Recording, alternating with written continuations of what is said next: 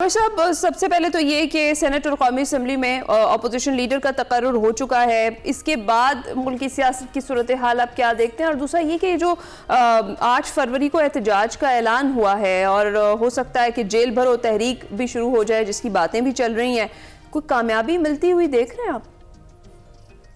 लेकिन जाहिर है कि हिज़्ब इख्तिलाफ को अपनी सियासी आवाज़ बनाने के लिए मुश्किलात का सामना है। ऐसे में वो ये जो स्ट्रीट मूवमेंट चला रहे हैं, जेल भरो तहरीक का ऐलान महमूद खान चकज़ई ने कहा है कि हम कर सकते हैं, फिर हम देखेंगे कैसे हो सकता है। वो नफ्सियाती सियासी हरबा इख्तियार करेंगे जो हुकूमत को ज़िज करने के लिए, हुकूमत को नीचा दिखाने के लिए किया जा सकता है। लेकिन इस सारे में जो गायब हैं वो हैं इमरान खान, क्योंकि ये अब सोहेल अफरीदी की अपनी ज़ाती पब्लिसिटी उनकी टीम ने शुरू कर दी हुई है कि बस वो सबसे बड़े हैं और वो सब कुछ हैं, और इसका नुकसान उन्हें आने वाले दिनों में जरूर होगा। इमरान खान कभी भी किसी को अपनी पार्टी के अंदर इस तरह पनपने नहीं देते। जैसे ही जब उनकी मुलाकातें बहाल होंगी तो ये मसला बनेगा। लेकिन जिनके जिम्मे लगाया है महमूद खान चकज़ई और अल्लामा राजा नासिर अब्बास के, तो अभी वो अपनी समझे सफेद दुरुस्त कर रहे हैं, उनको ओहदे मिल गए हैं, मुबारकबादें वसूल कर रहे हैं लीडरों से। और जिम्मेदारी तो वही है ना कि पीटीआई के लीडर को रिहा कराना और मूवमेंट गवर्नमेंट के खिलाफ चलाना। अब वो कैसे करेंगे? अभी तक तो कुछ लोग इनके अपने खुद पीटीआई के स्टालवर्ड्स लिख रहे हैं, यूट्यूबर, सोशल मीडिया के ऊपर इन्फ्लुएंसर्स के, जी जो पॉलिटिकल कमेटी इमरान खान ने बनाई थी सलमान अकरम राजा की सरबराही में, वो कहाँ है, उसकी कितनी मीटिंग्स हुई हैं, लोगों को नहीं पता चल रहा। अब ये सब 8 फरवरी के धारे में बह रहे हैं कि हमें क्या करना है। अब पंजाब के अंदर तो इनकी मूवमेंट नजर नहीं आ रही, केपी में वो जरूर भाग रहे हैं, चल रहे हैं, और बहुत सारे लोग कह रहे हैं कि वजीर आला मैदानों में जाने की बजाय बाजारों में जा रहे हैं ताकि रश को दिखाया जा सके। ये वो सिचुएशन है जिसके अंदर पीटीआई फंसी हुई है कि जब तक पंजाब से मूवमेंट नहीं होगी तो काम तो इनका नहीं बनना। तो अब देखें आमिर साहब, आपको लगता है कि मौलाना इसमें कोई किरदार अदा करेंगे? क्योंकि उनकी तर्जुमान की जानिब से तो ये कहा जा रहा है कि माजी में पीपीपी ने और इसके अलावा मुस्लिम लीग नून ने भी उनको इस्तेमाल किया, तो अब वो नहीं चाहेंगे कि पीटीआई भी उनको उसी तरह से इस्तेमाल करे। देखें, माजी में जब इन्होंने मिल के, जिसमें महमूद खान चकज़ई भी शामिल थे, निकाला था इमरान खान को तहरीक अदम एतमाद के जरिए, तो उसके बाद तो फ्रूट्स मौलाना फजलुर रहमान की पार्टी को पूरी तरह मिले थे। यानी उनके बेटे वजीर मवासलात थे, पूरी विफाकी हुकूमत और सूबाई हुकूमतों में उनका असर और रसूख था। फिर निगरान हुकूमत बनी तो समझे कि गवर्नर उनके समधी थे और सारी निगरान केपी की गवर्नमेंट उनकी थी। अब नतायज उसके बरक्स आए तो उससे वो नाराज हैं कि जी इन सब ने तो अपना अपना फायदा ले लिया, मैं रह गया। और इसीलिए उन्होंने इजहार किया कि उनके तर्जुमान ने कि इस दफा मौलाना फजलुर रहमान बहुत फूक फूक के कदम रख रहे हैं कि वो दोनों फायदा उठा गए, इस दफा पीटीआई ना उठाए तो वो साइड पे, और उन्होंने अपना लियाकत बाग में जलसा भी 8 फरवरी को करने का ऐलान किया हुआ है। तो जाहिर है उससे अपोजिशन की जो मुत्तहिदा पोजीशन बननी थी वो तो कमजोर पड़ गई ना। स्ट्रीट पावर मौलाना फजलुर रहमान हर दौर में दिखाते हैं कि उनके साथ लोग जो मौजूद हैं, चाहे भले वो वोटर बनते हैं या नहीं बनते, लेकिन जलसे जुलूस उनके बहुत शानदार अंदाज में होते हैं और बहुत भारी तादाद में लोग आते हैं। ऐसे में पीटीआई के पास अब महमूद खान चकज़ई और अल्लामा नासिर अब्बास हैं कि वो कैसे लोगों को लेके आएंगे, क्योंकि इतवार को उन्होंने कहा जी छुट्टी करेंगे, हम हड़ताल करेंगे, तो इतवार को तो वैसे ही छुट्टी होती है, और आपका शहर जहां आप बैठे हैं वहां तो बसंती रंग मौजूद होगा। बिल्कुल। और वहां पे तो सारी मेले ठेले लग रहे हैं। देखें, सुना है मरियम नवाज ने वहां पे ऐलान किया है कि बसें भी फ्री होंगी, रिक्शे भी फ्री होंगे, तमाम ट्रांसपोर्ट फ्री होगी पूरी सिटी में। मेले का समा होगा, तो वो आप उसको कैसे अपनी एजिटेशन में बदलेंगे? ऐसे नहीं होता, तो बड़ा मुश्किल हो जाएगा ये काम। उन्होंने भी पॉलिटिकली सही 21 साल के बाद वो लाहौर में बसंत करने जा रही हैं, जो जाहिर है उनके लिए बड़ा चैलेंजिंग भी है कि खुदा ना खास्ता गलत डोर आती है तो वो उसका सियासी तौर पर बहुत बड़ा रिस्क है। लेकिन बड़ा रश भी आ रहा है लाहौर में, बुकिंग हो चुकी हुई है होटलों की, बड़ी दुनिया जा रही है। हमें हमारे दोस्तों ने बताया कि जो नौजवानी में भी जाया करते थे और अब भी वो सारे वहीं की वहीं छतें लगाने के लिए, वैसे तो कबूतरों की छतें लगती हैं जब मुकाबला होता है, लेकिन इस दफा पतंगों की लगेंगी। बस फिर हम भी आपका इंतजार करेंगे, आपको होस्ट करेंगे हम लाहौर में, बस जरूर आइएगा।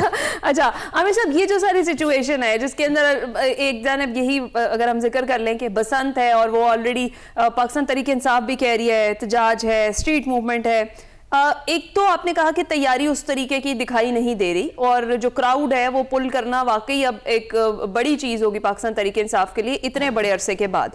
और जो ये सारी सिचुएशन बनी हुई है हुकूमत और अपोजिशन के दरमियान, आपको लगता है कि जो अपोजिशन लीडर हैं महमूद अचकज़ई वो कहीं ना कहीं कोई किरदार अदा करेंगे सियासी टेम्परेचर को नीचे लाने में, क्योंकि ऑलरेडी वो ख्वाहिश का इजहार कर चुकी हैं मियां नवाज शरीफ से मुलाकात की? देखिए, जिनके मुतालबात में कुछ ऐसी चीजें मौजूद हैं जो फौज बार बार कहती है कि आप फौज और अवाम में दरारें मत डालें, तो पहले तो उससे पीछे हटना पड़ेगा ना। पीटीआई को ये गारंटी देनी होगी और पीटीआई के हम ख्याल लोगों को, जिसमें महमूद खान अचकज़ई शामिल हैं, कि अब जब कोई सियासी जद्दोजहद करेंगे उसमें वो फौज को तनकीद का निशाना, फौज के चीफ को नहीं बनाएंगे। तो ये बड़ा मुश्किल हो रहा है कि जब तक इमरान खान से मुलाकात नहीं होती, लेकिन मुलाकात भी ये तब कराएंगे जब इनको ये वो वाला काम ना हो जाए जो डॉक्टर उज़मा ने किया, आके जो ट्वीट फील्ड मार्शल के खिलाफ दागे और सारी कंपेन बना दी उसको। तो उसके बाद से तो फिर नाराजगी बहुत ज्यादा बड़ी भी है ना। कल बैरिस्टर गौहर के बारे में यही इतलात आई, बिल्कुल उनके बारे में बताया जा रहा था कि वो मिल लें, लेकिन उन्होंने मना कर दिया। और फिर उसके बाद अली मोहम्मद खान साहब जो हैं वो उसके ऊपर बात करते हुए दिखाई दिए कि जिसको भी मौका मिलता है उसको जाना चाहिए, मिलना चाहिए। तो आप क्या कहेंगे इस पर? बैरिस्टर गौहर असल में ना अपने लोगों के डसे हुए हैं, अपने सोशल मीडिया के डसे हुए हैं। उन्हें पता है कि अगर वो अकेले मिलते फिर वो आके कोई बयान ऐसा ना देते। जाहिर है वो अभी जो आपने गुफ्तगू भी उनकी सुनवाई, तो वो कह रहे थे कि बयानिए फिर सबके रह जाएंगे, फिर दहशतगर्दों के बयानिए रह जाएंगे। तो वो तो इस बात के दाई हैं कि हमें अच्छे अंदाज में हुकूमत और इस्टेब्लिशमेंट के साथ मामलात बना के इमरान खान की रिहाई। वो तो कहते हैं कि पहले हम रिहाई की बात करते थे, अब हम मुलाकात की बात पे आ गए और वो भी नहीं हो रही। तो वो है कि वो समझते हैं कि इमरान खान भी नाराज होंगे उनसे जाके अगर वो बाहर आके वो पूरी बात नहीं बताएंगे, और हो सकता है इमरान खान मिलने से अकेले से इनकार कर दें। अब ये वो घबराहट है जो सोशल मीडिया ने इमरान खान के अपने अंदर, उनके अपने ऊपर और उनकी पार्टी पे चढ़ाई हुई है। यानी एक ब्लैकमेलिंग शुरू हो गई है कि उनके प्रेशर इतना है लोगों का कि आपको अपनी उनकी बहन को या किसी और वकील को साथ लेके जाना होगा। तो बैरिस्टर गौहर जैसे लोगों को तो स्पीकर ने भी पहले ऑफर की थी कि आप जब चाहें जाके मिल लें, हम मिलवा देते हैं। लेकिन उस वक्त भी उन्होंने डॉक्टर उज़मा को आगे किया था कि नहीं, उनकी हमशीरा को मिलवा दें, हम काबू कर लेंगे, कोई ऐसी बयानिया नहीं बनेगा। तो बैरिस्टर गौहर इस वजह से नहीं जा रहे। वो उन लोगों में से शामिल हैं जो समझते हैं कि अपनी पार्टी को भी बचाया जाए, लीडर के लिए भी कुछ सियासी रास्ता बनाया जाए।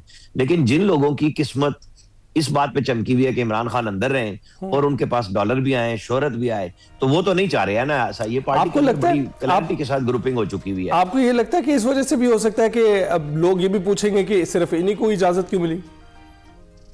ये पहले हो चुका हुआ है एक दफा, जब सलमान अकरम राजा ने कहा था ना कि कर्नल इजाजत देते हैं, और उसके बाद मैंने ये वाकया सुनाया भी हुआ है, थोड़ा सा सुना देता हूँ जल्दी कि बैरिस्टर गौहर, सलमान अकरम राजा और अली जफर गए थे तीनों मिलने। और उस दिन बैरिस्टर गौहर ने कहा कि जी एस्टैब्लिशमेंट से आपने बातचीत करने का कहा था, तो वो अपना एक नुमाइंदा दे देंगे और एक पीएमएलएन का होगा और एक आप दे दें। तो उन्होंने ना झाड़ के कहा था बिल्कुल नहीं, कोई बात नहीं करनी, जो जिसने करनी है मुझसे करो। बाहर निकल के डेवड़ी पे उन्होंने कहा सलमान अकरम राजा और उससे कि एक तो मुझे ये बताओ कि आज तुम दोनों को किस कर्नल ने बुलाया? चलो मुझे तो कर्नल ने बुलाया ना मुलाकात के लिए, जो आपका सवाल था। तो और दूसरे तुम दोनों मेरे साथ क्यों नहीं बोले जब तय करके गए थे? तो बैरिस्टर गौहर को बड़ा क्लियर पता है कि लोग इस तरह की कोशिश को जो इमरान खान के लिए हो, इनके अपने अंदर लीडरशिप चिपकाने के लिए साथ नहीं देते, इसलिए वो नहीं गए। राइट, बिल्कुल ठीक है। अच्छा आमिर साहब, दूसरी जानिब ये जो वादी तीरा में ऑपरेशन को लेकर हम देख रहे हैं, विफाक और खैबर पख्तूनख्वा आमने सामने है, इस पर आप क्या कहेंगे? और जिस तरह की बातें सुहेल आफरीदी साहब की जानिब से की जा रही हैं, फिर डेफिनेटली कल एक प्रेस कॉन्फ्रेंस हुई जिसमें ख्वाजा आसिफ ने और तारड़ ने जवाबात भी दिए बहुत सारे सवालों के। सिचुएशन को आप कैसे देखते हैं? देखिए, मैं ये समझता हूँ कि सुहेल आफरीदी साहब मेरा ख्याल है रेड लाइंस मुसलसल क्रॉस कर रहे हैं। और वो जो बात इमरान खान के ट्वीट से निकलती है कि जिस पे कहा जाता है कि फौज और अवाम में दरारें डालने की, तो सुहेल आफरीदी बिल्कुल वो काम कर रहे हैं, फौज के ऊपर मलबा डाल रहे हैं। जो 4 अरब रुपए जिसके ऊपर उन्होंने कहा कोई शर्म करो, हया करो, मैं ये समझता हूँ कि ये ज्यादती सूबाई हुकूमत कर रही है। लेकिन चूंकि मुश्किल में पाकिस्तान के आम शहरी हैं, तो प्राइम मिनिस्टर को किसी किस्म के भी सियासी इख्तलाफ को बालाए ताक रखते हुए ऑफर कर देनी चाहिए केपी के सीएम को कि भाई बताओ करना क्या है, क्योंकि हमें लोगों की मुश्किलात से निकालना है। छोड़ दो इस बात को, क्योंकि वो बयानियां लोगों के अंदर नफरत का बना रहे हैं, इस सेंस में कि ये फौज चाहती थी इस शदीद मौसम में बाहर निकालें। हालांकि देखिए फौज के नुमाइंदे भी मौजूद थे, लेकिन उसकी सुपरवाइजरी जो है वो तो मुतलका डिप्टी कमिश्नर, मुतलका हुकाम कर रहे थे। जो मुज़ाकरात पहले हो रहे थे जरगे से, फिर टीटीपी के लोगों से हुए और उन्होंने निकलने से इनकार कर दिया था। अब ऐसे में जब मौसम शिद्दत इख्तियार कर रहा है तो क्या पाक फौज पूरे पाकिस्तान में आपको नजर नहीं आती मदद करती हुई? जहां आम शहरी या जो हमारे सिविलियन इदारे नहीं पहुंचते, वहां मुसल्लह अफवाज पहुंचती है। जाहिर है वो हमारी अपनी मुसल्लह अफवाज है। अब उनको ही मतून कर देना और ये प्रेशर डालना, मेरी तो अपनी दानिश में ये है कि अब प्राइम मिनिस्टर को आगे बढ़ के बात कर लेनी चाहिए सीएम से कि भाई पहले भी आपको फोन किया था, आपने उसे सियासी तौर पे किया, और खुद रिलीज करें उस सारी गुफ्तगू को। अगर वो नहीं बात करते तब भी बताएं, लेकिन आम शहरी की मुश्किलात को सामने रखते हुए वफाकी हुकूमत को बड़े भाई का, बड़ेपन का मुजाहरा करते हुए आगे आना चाहिए ताकि ये सिचुएशन डिफ्यूज हो सके। बिल्कुल ठीक। आमिर साहब, एक और तशवीश है जो इमरान खान साहब जो बानी पीटीआई के जो हवाले से आ रही है सामने, उनकी सेहत के हवाले से आ रही है, खासकर उनकी आंखों के मुआयने के हवाले से आ रही है। तो एक एक्स पर जो बयान है शौकत खानम की जानिब से, टीम अपील कर रही है कि उनको मौका दिया जाए वहां जाने का, और राना सनाउल्लाह भी ये कह चुके हैं कि बिल्कुल अगर जरूरत पड़ी तो अस्पताल मुंतकिल कर दिया जाएगा, और जेल के अंदर भी एक अस्पताल मौजूद है जो सारी सर्विसेज प्रोवाइड करते हैं। तो ऐसी सूरत हाल आप देखते हैं? और अगर मैं ये कहूं कि उन्हें मुंतकिल कर दिया गया था और वो मामला ठीक हो चुका है, तो ये कोर्ट में जाएं, मेडिकल रिपोर्ट लें तो आ जाएगी कि वो सफेद मोतिया का मामला हल हो चुका है। अच्छा, तो फिर क्या होगा? दुरुस्त, आपने खबर दे दी हमें, आपने बता दिया। बहुत शुक्रिया कि सिचुएशन जो भी थी रिजॉल्व हो चुकी है। दुरुस्त। अच्छा आमिर सर, हमने डिस्कशन आपसे की, आपका बहुत शुक्रिया जिस तरीके से आपने एक्सप्लेन किया जो सियासी सूरत हाल इस वक्त मुल्क की बनी हुई है। अभी हम ब्रेक पर जाएंगे।